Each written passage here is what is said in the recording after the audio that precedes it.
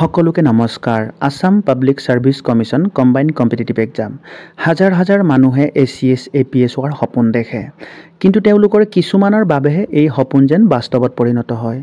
এই সপোন দেখা বেছিভাগ ছাত্ৰ-ছাত্ৰীয়ে প্ৰায় ভাবে যে ঘৰতে পঢ়া-শুনা কৰি নিজৰ সপোন পূৰণ কৰিব নোৱাৰি। আমি আপোনালোকক এনে ধৰণৰ টিপছ দিম যাৰ দ্বাৰা আপুনি ঘৰতেই APSC পৰীক্ষাৰ প্ৰস্তুতি চলাব পাৰিব। আপোনাৰ কাৰণে নিশ্চয় হেল্প হ'ব। APSC পৰীক্ষা অসমৰ কঠিন পৰীক্ষা, গতিকে ইয়াক ক্লিয়াৰ কৰিবলৈ হ'লে এটা শুদ্ধ আৰু সঠিক সময়সূচী তৈয়াৰ কৰাটো অতি প্ৰয়োজনীয়। লগতে আৰু এটা গুৰুত্বপূৰ্ণ কথাটো হ'ল ইয়াৰ কাৰণে সিলেবাছৰ বিষয়ে জনাটো। প্ৰতিটো বিষয়ৰ বাবে যথেষ্ট সময় দিব লাগিব আৰু আপোনাৰ ধৈৰ্য শক্তি থাকিব লাগিব। APSC পৰীক্ষাক অতি গুৰুত্বপূৰ্ণ পৰীক্ষা বুলি গণ্য কৰা হয়। ইয়াৰ বাবে ছাত্ৰ-ছাত্ৰীসকলে প্ৰায় কোচিং পছন্দ কৰে। তেওঁলোকে ভাবে যে তেওঁলোকে এই পৰীক্ষাত কোচিং ল'লে সহজে উত্তীৰ্ণ কৰিব পাৰে, কিন্তু কোচিঙৰ অবিহনেও সফলতা লাভ কৰিব পাৰিব। এনেকুৱা নহয় যে কোচিং ল'লে আপোনাৰ লাভ নহ'ব, নিশ্চয় কোচিং ল'লে আপোনালোকৰ লাভ হ'ব। বহুত ল'ৰা-ছোৱালীয়ে ঘৰত পঢ়াৰ এটা মাহল নাপায়, সেইকাৰণে বহুতে ভাবে যে কোচিং ল'লে তেওঁলোকৰ হেল্প হ'ব। নিশ্চয় হেল্প হ'ব। কোচিং ল'লে মেইনলি আপোনালোকে কম্পিটিশ্যনৰ মাজত বহি প্ৰিপাৰেশ্যন কৰিব পাৰিব। যেতিয়া মানুহে কম্পিটিশ্যনৰ মাজত বহি প্ৰিপাৰেশ্যন কৰে তেতিয়া নিশ্চয় পঢ়াৰ প্ৰতি এটা ইণ্টাৰেষ্ট বাঢ়িব আৰু পঢ়াৰ প্ৰতি এটা যোগ্যতা এটা বেছিকৈ বাঢ়িব। সেইকাৰণে আপোনালোকে চেষ্টা কৰক কোচিং লোৱাৰ। যদি আপোনালোকে অফলাইন কোচিং এফৰ্ড কৰিব নোৱাৰে তেতিয়াহ'লে অনলাইন লোৱাৰ চেষ্টা কৰক, কিন্তু আজিকালি অফলাইন অনলাইন দুয়োটা কোচিঙত অনেক ফিছৰ সংখ্যা বহুত বেছি। যদি আপোনালোকে অনলাইন অফলাইন কোচিং ল'ব নোৱাৰে তেতিয়াহ'লে আপোনালোকে ঘৰতে পঢ়িও APSC ক্লিয়াৰ কৰিব পাৰিব। আপোনালোকে নিউজতো দেখিছে এইবাৰ বহুত ল'ৰা-ছোৱালীয়ে ঘৰতে পঢ়ি APSC ক্লিয়াৰ কৰিছে। এনেকুৱা নহয় যে ঘৰত বহি APSC ক্লিয়াৰ কৰিব নোৱাৰি, ঘৰৰ পৰা প্ৰস্তুতি চলায়। সকলো কথা আপোনাৰ নিজৰ ওপৰত নিৰ্ভৰ কৰিব, আপোনাৰ পঢ়াৰ ওপৰত নিৰ্ভৰ কৰিব। আপুনি কেনেকৈ প্ৰিপাৰেশ্যন কৰে, কিমান মনোযোগ দিয়ে, কিমান কষ্ট কৰি আপুনি প্ৰিপাৰেশ্যন কৰে তাৰ ওপৰত নিৰ্ভৰ কৰে। আপোনালোকে ধুনীয়াকৈ প্ৰিপাৰেশ্যন কৰি ঘৰৰ পৰাই পৰীক্ষা দিলে আপোনালোকে পাছ কৰিব পাৰিব আৰু বহুতে পাৰিছেও। আজিকালি বহুত ইউটিউবত সিলেবাছ কেইটা পেপাৰ থাকে, ডিটেইল কি বিষয়ত পঢ়িব লাগিব, কি বুক পঢ়িলে ভাল, সকলোখিনি কথা ইউটিউবত পোৱা যায়। আপোনালোকে তাৰ পৰা চাইও সেইবিলাক কিতাপ পঢ়িও ধুনীয়াকৈ প্ৰিপাৰেশ্যন কৰি ঘৰৰ পৰাই পৰীক্ষা দি পাছ কৰিব পাৰিব। ময়ো আপোনালোকক প্ৰিলিমিনাৰী এক্সামিনেশ্যনত কেইটা পেপাৰ থাকে, কি বিষয় ইনক্লুড থাকে, মেন্স পৰীক্ষাত কেনেকৈ হয়, কেইটা পেপাৰ থাকে, এছে কেনেকৈ লিখিব লাগিব আৰু ইণ্টাৰভিউত কিমান মাৰ্ক থাকে, সকলোখিনি কথা আপোনালোকক ষ্টেপ বাই ষ্টেপকৈ জনাম। লগতে কেইটামান টিপছো দিম যাৰ যোনটো টিপছৰ পৰা আপোনালোকক এই পৰীক্ষাৰ ঘৰৰ পৰা প্ৰিপাৰেশ্যন কৰিবৰ কাৰণে সহজ হ'ব আৰু আপোনালোকক নিশ্চয় এই টিপছৰ পৰা হেল্প হ'ব। সকলোখিনি আপোনালোকক জনাম। আপোনালোকে ভিডিঅ'টো স্কিপ নকৰাকৈ শেষৰলৈকে চাব আৰু যদি এতিয়ালৈকে মোৰ চেনেলটো আপোনালোকে ছাবস্ক্ৰাইব কৰা নাই প্লিজ চেনেলটো ছাবস্ক্ৰাইব কৰি ল'ব। আগলৈ আপোনালোকক এনেকৈ ধুনীয়া ভিডিঅ' মই আপোনালোকক দি থাকিম। APSC বুলি ক'লেই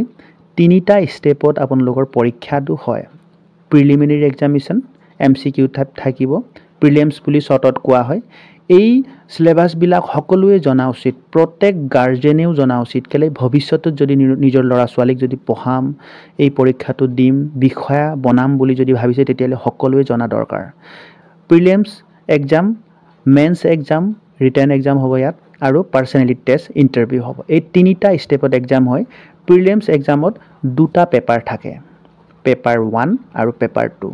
যোনটো প্ৰিলিমছ এক্সাম এই পৰীক্ষাটো প্ৰাৰম্ভিক পৰীক্ষা। ইয়াত দুখন পেপাৰ থাকে, পেপাৰ 1 আৰু পেপাৰ 2 অবজেক্টিভ টাইপ হয়। পেপাৰ 1 জেনেৰেল ষ্টাডিজ 200 মাৰ্কৰ থাকে, 2 ঘণ্টা সময় থাকে। পেপাৰ 2 ছেম জেনেৰেল ষ্টাডিজ CSATৰ হয়, 200 মাৰ্কৰ 2 ঘণ্টাৰ সময় থাকে। পেপাৰ 1 GSৰ পেপাৰ 200 মাৰ্কৰ থাকে। পেপাৰ 1ত 30-35% অসমৰ ৰিলেটেড প্ৰশ্ন আহিব আৰু পেপাৰ 2 কেৱল কোৱালিফাইং পেপাৰ হয়। ইয়াত 33% পালে আপোনালোকক কোৱালিফাই বুলি ধৰা হ'ব। কিন্তু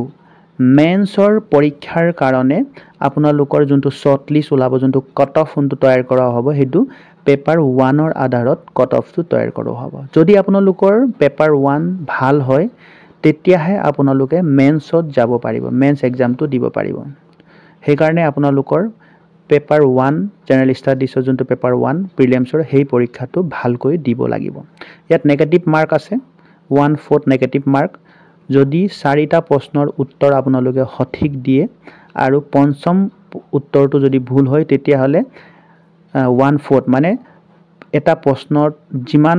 মাৰ্ক থাকে যদি 4টা প্ৰশ্নত 2 মাৰ্কে থাকে 8 মাৰ্ক আৰু এটা ভুল হয় তেতিয়া হলে 2 মাৰ্ক আপোনালোকৰ মাইনাস হ'ব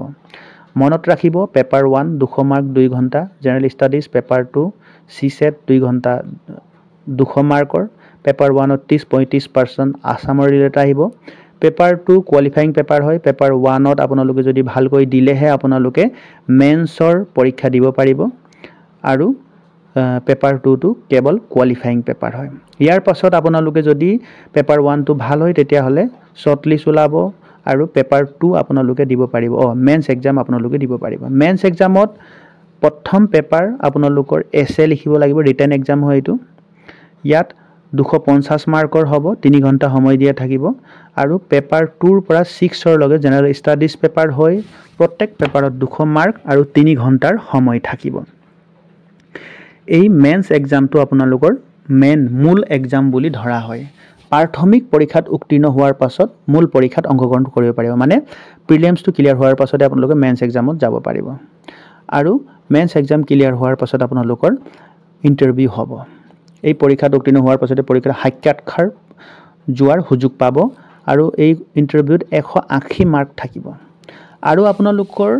এই পেপাৰ 1 ত বহুত বেছি লিখিব লাগিব যোনটো এছে বুলি কলো ইয়াত দুটা এছে লিখিব লাগিব 125 মাৰ্কৰ এটা এছে টপিক বহুত থাকিব অপচন থাকিব দুটা এছে লিখিব লাগিব সেইকাৰণে আপোনালোকক এটা কথা এটা জনাই দিও যেতিয়া আপোনালোকে প্ৰিলিমছৰ কাৰণে প্ৰিপাৰেচন কৰে তেতিয়াৰ পৰা আপোনালোকে লিখাৰ প্ৰেক্টিস কৰিব ষ্টাৰ্ট কৰিব লাগিব যদি আপোনালোকে ভাবে যে প্ৰিলিমছটো ক্লিয়াৰ কৰিলো তাৰ পাছত মেন্সৰ কাৰণে প্ৰেক্টিস কৰিম তেতিয়া হলে আপোনালোকে হিমানকে সময় নাপাব আপোনালোকে নিজেই ভাবক যদি এটা প্ৰশ্নত এটা টপিকত যদি 125 মাৰ্ক থাকে তেতিয়া হলে কিমান বেছি লিখিব লাগে আপোনালোকে নিজেই ভাবক সেইকাৰণে লিখাৰ প্ৰেক্টিসটো আপোনালোকে প্ৰিলিমছৰ পৰা ষ্টাৰ্ট কৰিব লাগিব ৰিটেন এক্সাম হয় মেন্স টু পেপাৰ 1 ত এছে লিখিব লাগিব দুটা এছে 125 মাৰ্কৰ এটা এছে থাকিব এই কাৰণে লিখাৰ প্ৰেক্টিস আপোনালোকে ষ্টাৰ্টিংৰ পৰাই কৰিব লাগিব পেপাৰ 2 ৰ পৰা 6 ৰ লগে জেনেৰেল ষ্টাডিজৰ পেপাৰ হ'ব 250 মাৰ্ক প্ৰত্যেক পেপাৰত 3 ঘণ্টাৰ সময় ইয়াৰ পাছত ইন্টাৰভিউ হ'ব 180 মাৰ্কৰ যোনটো ফাইনেল মেৰিট লিষ্ট যোনটো ওলোৱা হ'ব মেন্সৰ আধাৰত আপোনালোকৰ ফাইনেল মেৰিট লিষ্ট ওলাব মেন্স আৰু ইন্টাৰভিউৰ আধাৰত মেন্সৰ মাৰ্কখিনি প্লাস হ'ব ইন্টাৰভিউৰ মাৰ্কখিনি প্লাস হ'ব আৰু তাৰ ওপৰত rank নিৰ্ধাৰিত কৰোৱা হ'ব ফাইনেল মেৰিট লিষ্ট আৰু নেক rank নিৰ্ধাৰিত কৰোৱা হ'ব যোনে যিমান বেছি মাৰ্ক পায় তাৰ আধাৰত এসিএস বিষয়া হ'বনে এপিএস বিষয়া হ'বনে আসাম একাউন্ট সাৰ্ভিসত যাব তাৰ আধাৰত rank নিৰ্ণয় কৰোৱা হ'ব মেন্স আৰু ইন্টাৰভিউৰ আধাৰত আপোনালোকৰ প্ৰিলিমছটো কেৱল মেন্সত যাবৰ কাৰণেহে প্ৰিলিমছটো হ'ব সেইকাৰণে মূল পৰীক্ষাটো মেন্সক বুলি ধৰৱা হ'ব ঠিক আছে এতিয়া মই প্ৰিলিমছ যোনটো পেপাৰ 1 আৰু পেপাৰ 2 হ'ব তাত কি সিলেবাস থাকিব হেতু আপোনালোকক মই জনাম আপোনালোকে ভিডিওটো হেখৰলৈকে চাব আৰু এবাৰ ৰিপিট কৰি দিছো মই ইমান কষ্টৰে ভিডিওটো প্ৰস্তুত কৰিছো আপোনালোকে চেনেলটো প্লিজ সাবস্ক্ৰাইব কৰি ল'ব আগলৈ এনেকৈ ধুনীয়া ভিডিওবিলাক আপোনালোকে পাই থাকিব টিপছও আপোনালোকক জনাম যদি ঘৰতে প্ৰিপাৰেচন কৰিম বুলি ভাবিছে কেনেকৈ প্ৰিপাৰেচন কৰিব লাগিব কোট আপোনালোকে মন দিব লাগিব এই সকলোখিনি আপোনালোকক মই জনাম প্ৰিলিমছৰ যোনটো পেপাৰ 1 হ'ব তাত current events of national and international importance history of Indian and Indian national movement Indian and world geography physical social economics geography Indian and world Indian polity and government constitution polity system Panchayati Raj economics and social development sustainable development আৰু general issues of environmental ecology biodiversity and climate change general science এইবিলাকৰ ওপৰত আপোনালোকৰ পৰীক্ষা হ'ব এইবিলাকৰ ওপৰত আপোনালোকে বেছিকৈ মন দিব লাগিব আৰু প্ৰিলিমছ 1 2 ৰ ওপৰতে গুৰুত্ব দি কাটঅফটো তৈয়াৰ কৰোৱা হ'ব মেন্সৰ কাৰণে আৰু প্ৰিলিমছ 2 যোনটো হ'ব পেপাৰ 2 প্ৰিলিমছৰ পেপাৰ 2 ইয়াত কম্প্ৰেছন লজিক্যাল টাইপৰ প্ৰশ্ন হ'ব ইয়াত mental ability decision making and problem solving general mental ability basic numeracy numbers and their relation other magnitude এইবিলাকৰ ওপৰত আপোনালোকৰ পৰীক্ষা হ'ব পেপাৰ 2 অনলি কেৱল আপোনালোকৰ কোৱালিফাইং পেপাৰ হয় ইয়াতো আপোনালোকে মন দিব লাগিব এনেকুৱা নহয় যে ইয়াত মন দিব নালাগে কিন্তু কোৱালিফাইং পেপাৰ হয় কেৱল পাছ কৰিলে আপোনালোকৰ হ'ব যদি আপোনালোকে 33% পালেও সেম কথা আৰু 80% পালেও সেম কথা এইটো মাৰ্কৰ কোনো ভ্যালু নাই কিন্তু আপোনালোকে কোৱালিফাইং হ'ব লাগিব যোনটো মেন্সত যাবৰ কাৰণে যোনটো কট অফ তৈয়াৰ হয় এইটো পেপাৰ 1 ৰ আধাৰত কট অফটো তৈয়াৰ হ'ব যেতিয়া আপোনালোকৰ শৰ্ট লিষ্ট ওলাব মেন্সৰ কাৰণে তেতিয়া পেপাৰ 1 ত যদি ভাল মাৰ্ক পাইছে তেতিয়ালে আপোনালোকে মেন্স দিব পাৰিব মেন্সত আপোনালোকৰ এছএৰ এটা পেপাৰ থাকিব ৰিটেন এক্সাম হয় মেন্সটো আৰু জেনাৰেল ষ্টাডিজৰ 5টা পেপাৰ হ'ব আৰু ইন্টাৰভিউ এটা হ'ব 180 মাৰ্কৰ ইন্টাৰভিউ হ'ব এছএৰ যোনটো কথা কলো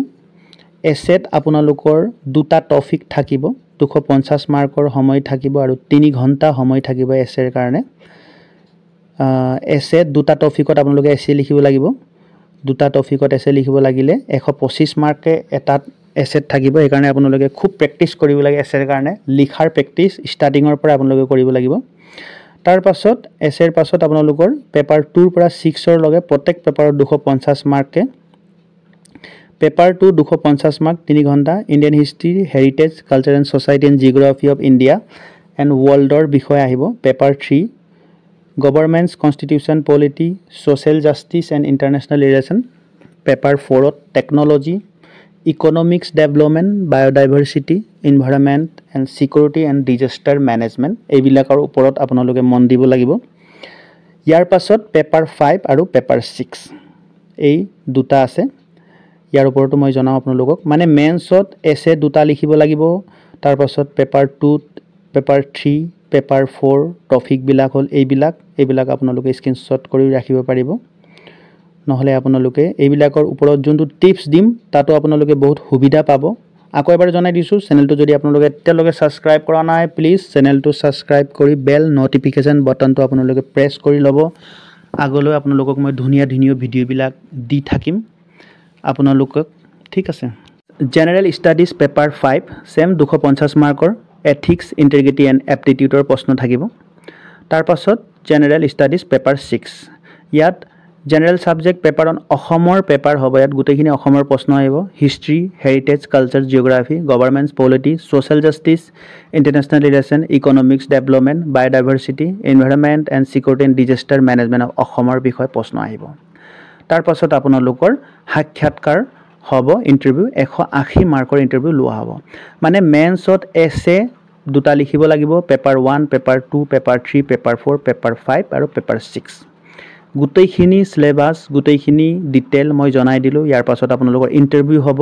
ইয়াৰ পাছত আপোনালোকৰ মেৰিট লিষ্ট তৈয়াৰ কৰোৱা হ'ব মেৰিট লিষ্টটো কেৱল মেন্সৰ আধাৰত মেৰিট লিষ্ট ওলোৱা হ'ব আৰু ৰেংকটো এই মেন্স আৰু ইন্টাৰভিউৰ আধাৰত যিমান মাৰ্ক আপোনালোকে পাব সেই মাৰ্কৰ আধাৰতে আপোনালোকৰ ৰেংক নিৰ্ধাৰিত কৰোৱা হ'ব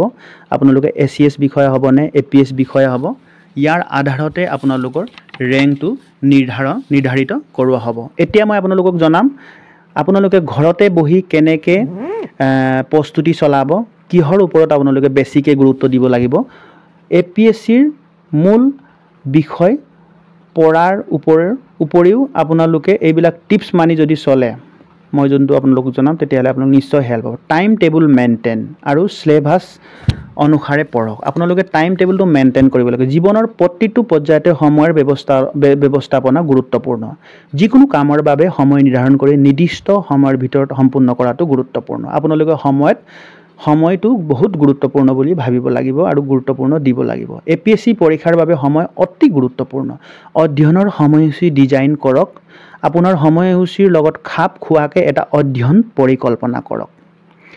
যিকোনো পৰীক্ষা ক্লিয়াৰ কৰিবলৈ ইয়াৰ সিলেবাস সঠিকভাৱে আপোনালোকে বুজিব লাগিব আপোনালোকক মই সিলেবাসটো গুটেই জনাই দিলো সিলেবাস সঠিকভাৱে বুজি আপোনাৰ সফলতাৰ পথ সহজ হ'ব পাৰে সিলেবাস বুজি পোৱাৰ পিছত পৰীক্ষাৰ্থীয়ে জানিবলৈ পায় যে তেওঁলোকে কি পঢ়িব লাগিব কিমান পঢ়িব লাগিব যিটো তেওঁলোকৰ পৰীক্ষাত লাভজনক হ'ব ঠিক আছে উত্তৰ লিখাৰ দক্ষতা বৃদ্ধি কৰিব লাগিব আপোনালোকক মই জনালো আপোনালোকে বহুত লিখিব লাগিব মেন্সত সেইকাৰণে উত্তৰ লিখাৰ ক্ষমতা বৃদ্ধি কৰি মূল পৰীক্ষাৰ বাবে নিজকে প্ৰস্তুত কৰিব লাগিব শব্দৰ নিষেধাজ্ঞাৰ ভিতৰত ৰচনা নিখুঁত আৰু বৰ্ণনাত্মক সঁহাৰি লিখা আপোনাৰ লিখাৰ উন্নতি কেনেকৈ কৰিব পাৰি সেই বিষয়ে অভিজ্ঞ লোকৰ পৰা পৰামৰ্শ আপুনি ল'ব লাগিব আৰু প্ৰেক্টিস কৰিব লাগিব আপোনালোকে যোনটো APSC পৰীক্ষাত কাৰেণ্ট এফেয়াৰ্স অতি গুৰুত্বপূৰ্ণ যোনটো পেপাৰ 1ৰ কথা ক'লো আপোনালোকক প্ৰিলিমছত হেইটোত পাস কৰিলে আপোনালোকে মেন্স দিব পাৰিব তাত কাৰেণ্ট এফেয়াৰ অতি গুৰুত্বপূৰ্ণ কাৰণ বহুত পেপাৰ সাধাৰণ জ্ঞানৰ থাকিব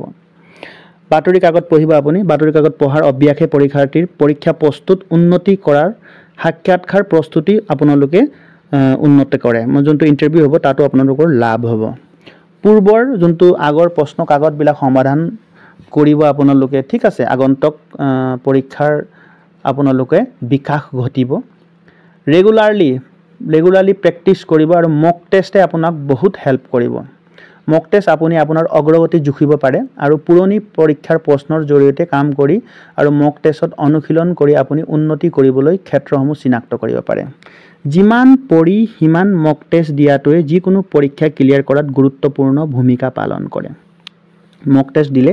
আপোনাৰ গতি আৰু সঠিকতা বৃদ্ধি হোৱাত নহয় আপোনাৰ প্ৰস্তুতিও দেখা যায়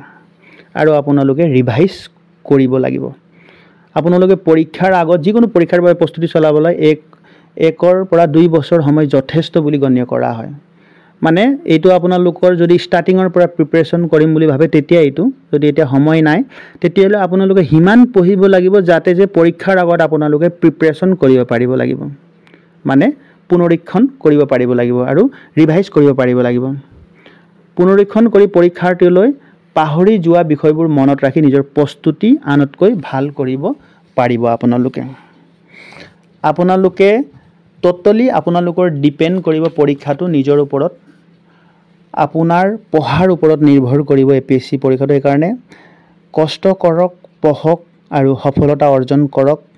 এই হৰহুৰা টিপস দিবলৈ মই চেষ্টা কৰিলে আপোনালোকে এইবিলাক মানি চলক টাইম টেবুল আপোনালোকে মেইনলি পঢ়াৰ ওপৰত টাইম দিব লাগিব টাইম টেবুল মানি চলিব লাগিব আৰু উত্তৰ লিখাৰ দক্ষতা আপুনি বৃদ্ধি কৰিব লাগিব মই আপোনালোকক যি টিপস দিলো যদি আপোনালোকে ভাবে যে